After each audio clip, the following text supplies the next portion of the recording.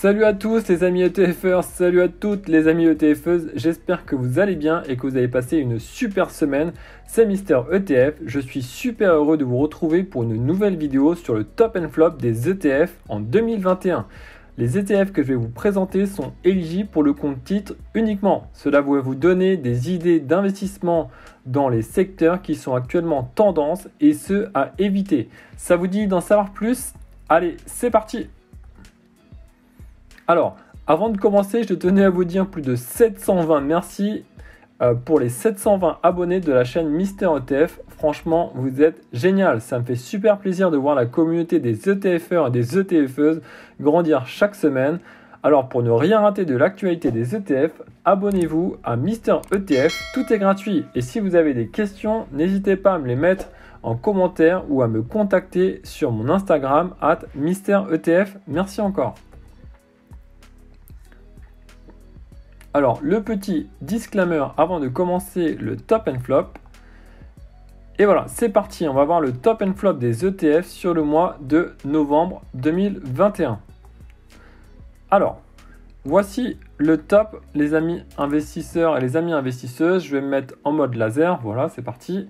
Alors, en numéro 1, avec une super performance qui est due à la COP 20X qui a eu à Glasgow récemment.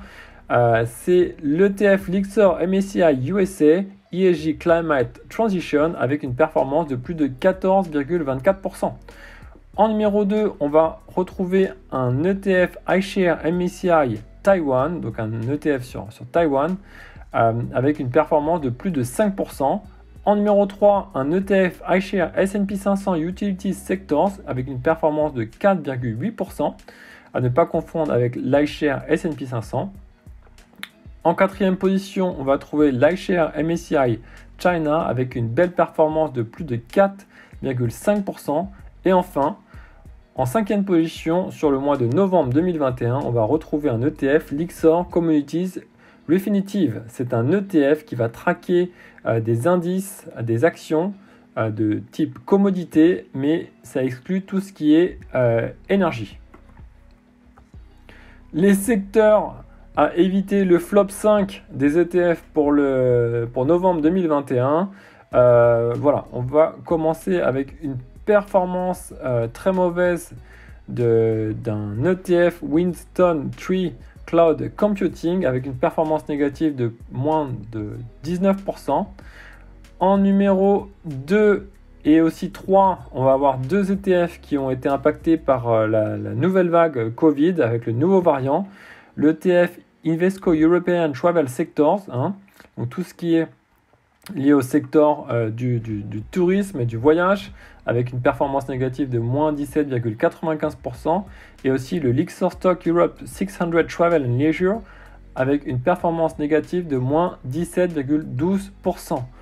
En numéro 4, un ETF aussi sur la cybersécurité. Alors il faudrait aller voir en détail pourquoi cet ETF a sous-performé avec une performance négative de moins 17,05%. Il faut toujours savoir ce qu'il y a dans les ETF avant d'investir dans les ETF. Et enfin, un secteur qui a aussi pas très bien performé le mois dernier, c'est sur la Turquie, donc un secteur géographique avec le Lyxor MSCI Turquie, avec une performance négative de moins 16,76%. Alors les amis ETFeurs, les amis ETFeuses, maintenant c'est le top and flop des ETF depuis le début de l'année 2021, donc depuis janvier 2021. Alors en numéro 1, on va trouver un ETF qui a une performance de plus de 80% depuis début janvier, donc c'est assez exceptionnel. L'ETF iShares Oil and Gas Exploration and Production. En numéro 2, on va retrouver encore un ETF de la gamme iShares, c'est le S&P 500 Energy Sector, à ne pas confondre avec l'iShares S&P 500, et on va avoir une belle performance de plus de 67%.